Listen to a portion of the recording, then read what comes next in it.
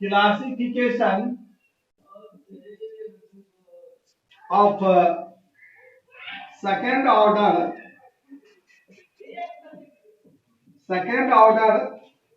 linear partial differential equation, linear partial differential equation। तो इस तरह से ये क्लासिफिकेशन सेकेंड ऑर्डर मीन्स क्या, कि जब भी कोई आपने अभी तक देखा कि यह जो del Z by del X या डेल वाई हो, तो जेड जो होता है डिपेंडेंट वेरिएबल और एक्स एंड वाई जो होता है इंडिपेंडेंट वेरिएबल हो जाता है। तो इस केस में कुछ ऐसे टर्म आएंगे आपको, देखिए आप consider the second order PD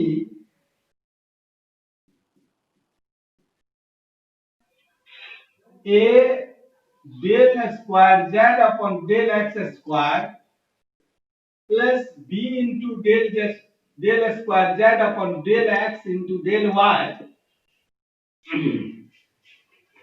and plus c into del square z upon del y square, और जो भी फंक्शन होंगे that function is represented by x y z del z y del x या p and q कहिए और del y equals to 0।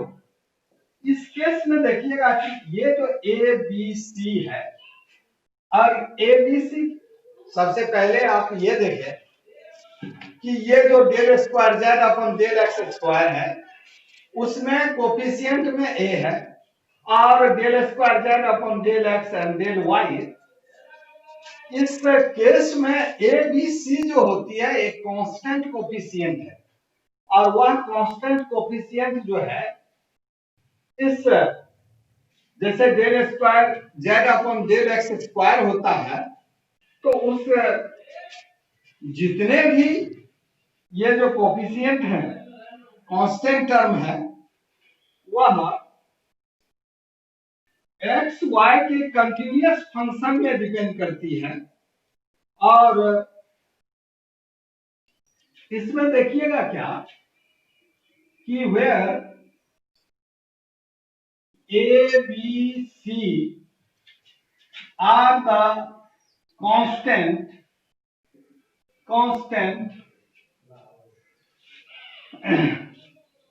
and x y of ये जो function of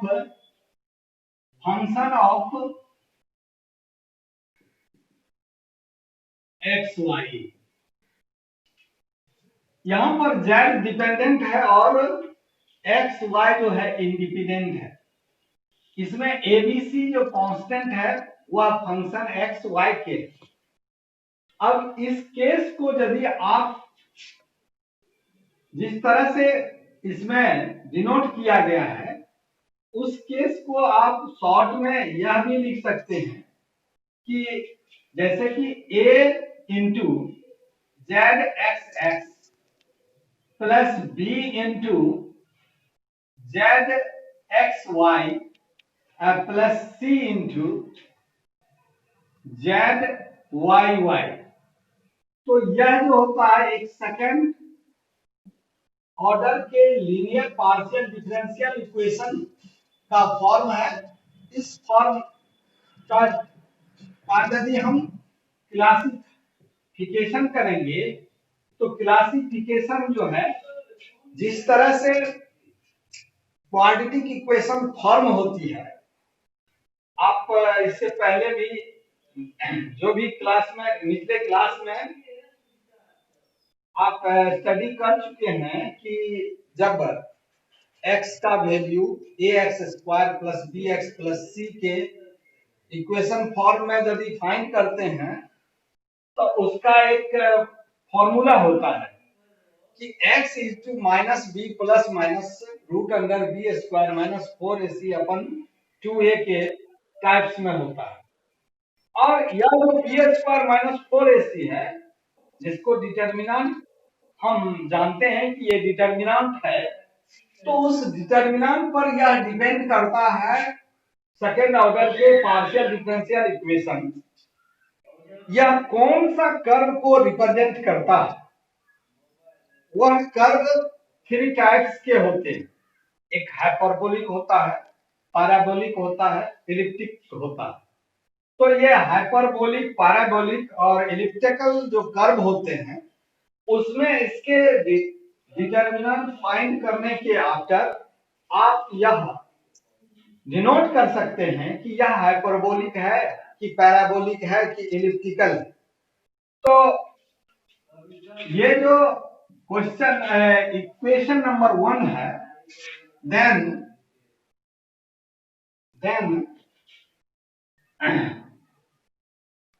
equation 1 is classified, 1 can be classified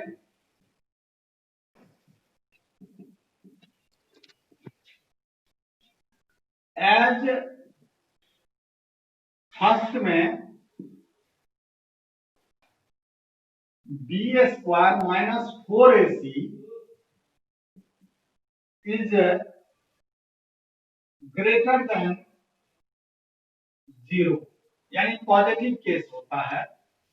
तो यह जो है curve जो होती है हाइपरबोलिक होती है, हाइपरबोलिक। इसी केस में when B square minus 4ac equals to 0 तो पैराबोलिक होती है।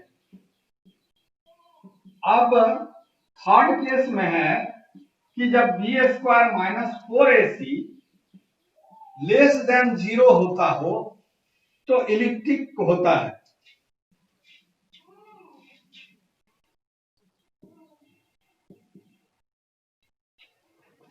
तो इस केस में देखिए कि ये जो केस है, इस केस के लिए आपने ए बी सी, ए जो है कोफिशिएंट ऑफ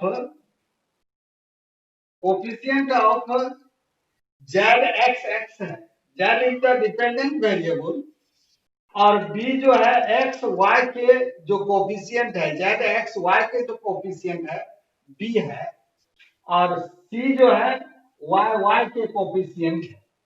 इसी कोफिशिएंट पर डिपेंड करता है इसकी क्लासिफिकेशन, और वह क्लासिफिकेशन के लिए जिस तरह से आप ये जो A X square plus B X plus C equal to 0 वाला फॉर्म आप पहले, इसमें से जब x का वैल्यू आप डिफाइन करते थे तो ये B square minus 4ac bye 2a के फॉर्म में होता था। तो ये बी स्क्वायर माइनस 4ac जो होती है दैट इज डिटर्मिनेंट होता है, और nature of any equation depend on the determinants. तो नेचर जब इस इक्वेशन का डिपेंड करता है इस डिटर्मिनेंट्स के पर, तो उसी पर यह बेस्ड है इसकी क्लासिफिकेशन। किसी भी सेकंड ऑर्डर के पार्शियल डिफरेंशियल इक्वेशन के जो क्लासिफिकेशन होगा उसी डिटर्मिनेंट फॉर्म पर डिपेंड करता है। और इस केस में देखिए जब एक्स स्क्वायर का फॉर्म ये है, एक्स वाई का फॉर्म है, और ये जो वाई वाई का फॉर्म है, तो इस तरह से इसमें जो कोफिशिएंट है ए बी सी है, तो इसका जो डिटर्मिनेंट्स फाइंड करेंगे तो बी स्क्वायर माइनस 4ac जब यह ग्रेटर देन 0 हो तो हाइपरबोलिक होता है, और इक्वल टू 0 हो तो पैराबोलिक होता है, लेस देन हो तो एलिप्टिकल होता है। अब हाइपरबोलिक पैराबोलिक एक ऐसा कर्व होता है जिसके अलग अलग कंडीशन होते हैं। क्या कंडीशन होते हैं कि जब हाइपरबोलिक का यदि आप कर्व खींचेंगे तो उसके पैराबोलिक और इलिप्टिकल का अलग अलग सेंस में होती है और अलग अलग इसके कंडीशन, जैसे ये less than equal to, greater than equal to और इक्वल टू 0 होता है, उस केस के लिए आप इसको डिवाइड कर सकते हैं किसी कर्व में। एक छोटा सा एग्जाम्पल है, उस एग्जाम्पल को देखिए। फर्स्ट एग्जाम्पल नंबर 1 है, क्लासिफाई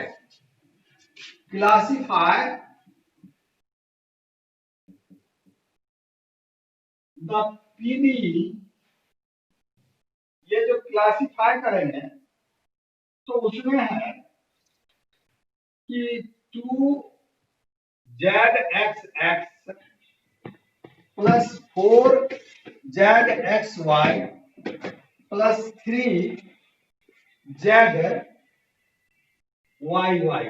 इक्वल्स टू 0, इसको क्लासिफिकेशन करना है। तो यह जो केस है, जब इसका हम क्लासिफाई करेंगे तो solution given PD second order के ये partial differential equation 2zxx plus 4zxy plus 3zyy,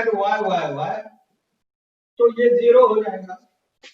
अब इसमें देखिए, यहां पर जब इसके कंपैरिजन करता हूं तो यहां पर a का वैल्यू 2, b का वैल्यू 4 और c का वैल्यू 3 हो जाता है। a और b c के वैल्यू जब हम फाइंड आउट कर लेते हैं, तब b स्क्वायर माइनस 4ac को फाइंड करते हैं। then b square minus 4ac is equals to 4 का square minus 4 into 2 into 3, that is 16 minus 24। तो 24 जब इसको कैलकुलेट करेंगे -8 होगा, तो b square minus 4ac is less than 0। जब लेस देन 0 हो जाता है तो यह जो है, इसकी कर्व जो होती है इलिप्टिक होती है। क्योंकि ले माइनस है, इसीलिए इसको हम निगेटिव में डिफाइन कर सकते हैं। Hence, equation is elliptic. Hence, equation is elliptic.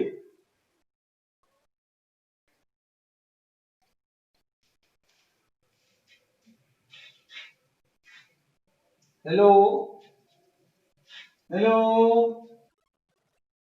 clear? Any confusion?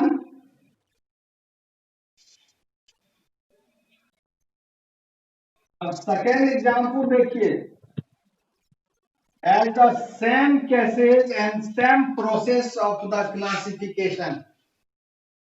Second example is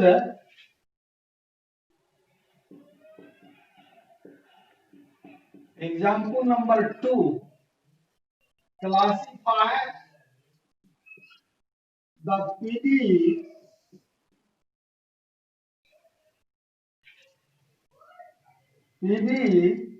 del square z upon del t square and equal to c square del square z upon del x square.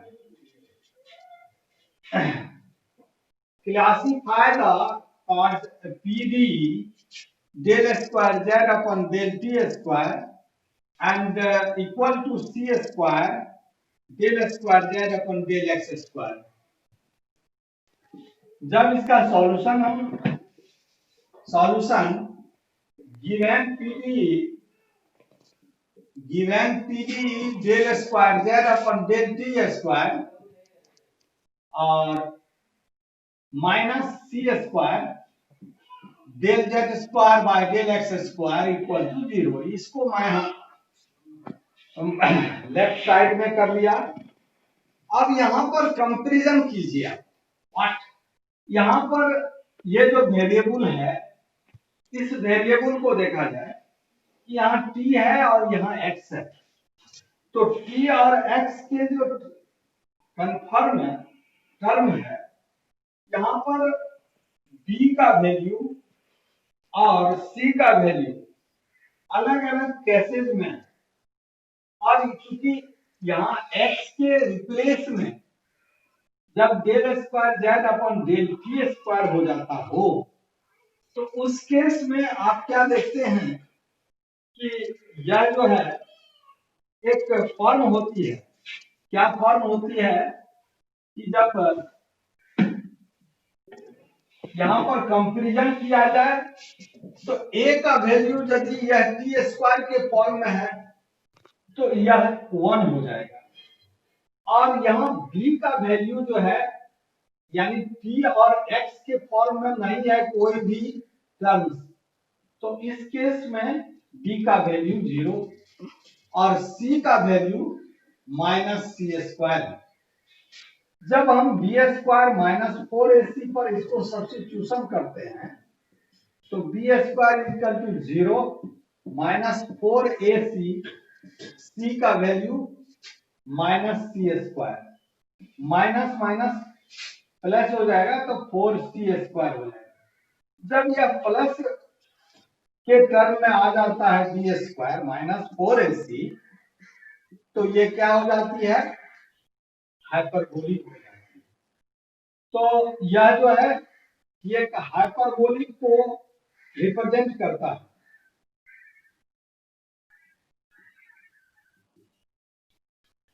इसमें ये जितने भी आपने आज के जो topic study कर रहे हैं वह बहुत ही इजी और बहुत ही, यह ऑब्जेक्टिव टाइप के क्वेश्चन इसमें से पूछे जाते हैं। फिर तीसरा एग्जांपल देखिए, classified X square del square Z upon del X square plus 3 del square Z upon del X del Y और plus X into del square Z upon del Y square 100 Z. यानी कि ये जो partial differential equation है that is a second order partial differential equation. अब जब इसका हम क्लासिफाइड करेंगे तो यहां पर X square del square Z upon del X square plus 3 del Z square del X del Y और del square Z upon del Y square 100 Z है। इस केस में देखिए कोई यहाँ x है और यहाँ 3x है और यहाँ 3 है और यहाँ x है, तो यहाँ पर ये कांस्टेंट जो है a के टर्म्स में कांस्टेंट टर्म्स होना चाहिए, लेकिन यह जो है x टाइप में है। जब x टाइप में है तो इसको जब कंपैरिजन करेंगे तो a का वैल्यू यहाँ पर कांस्टेंट के टाइप में एक्स स्क्वायर और b का वैल्यू 3 और c का वैल्यू x के टाइप में है। जब इसका हम क्लासिफाइड करेंगे तो क्लासिफाइड के लिए formula B square minus 4ac, B square minus 4ac, it is B square means 3 का square minus 4 into X square and into X, C का वैल्यू x है तो 9 माइनस 4x क्यूब हो जाता है। तो इस केस में आप यह डिफाइन नहीं कर सकते हैं कि x जो है पॉजिटिव है कि निगेटिव है कि क्या है, उस केस के लिए आप क्या करते हैं कि यह x का वैल्यू डिपेंड करता है कि x का वैल्यू कैसा है।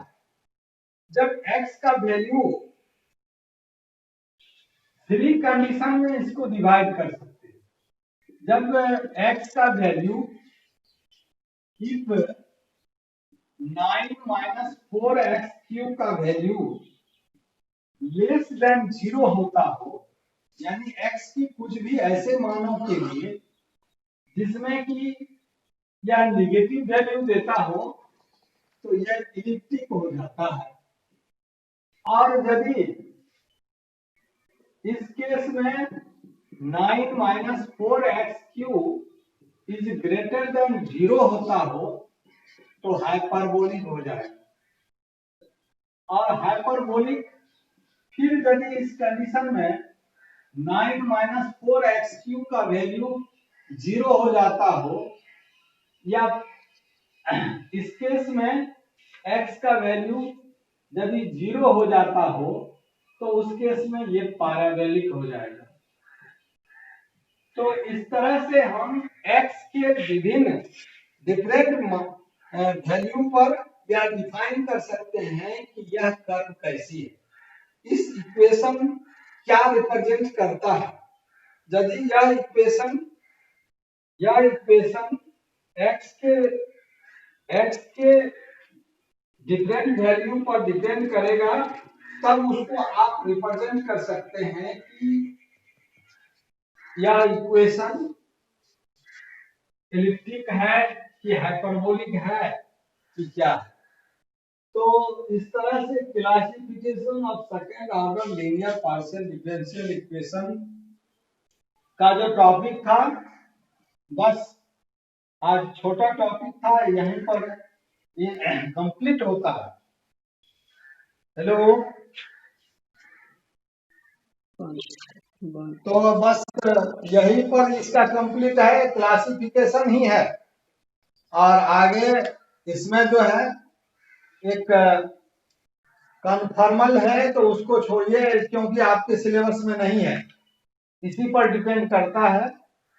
तो केवल classification of second order linear partial differential equation को आप b² माइनस 4ac पर ही क्लासिफाई कर सकते हैं। तो इस तरह से ये टॉपिक कंप्लीट होती है, छोटा सा टॉपिक था। अब दूसरे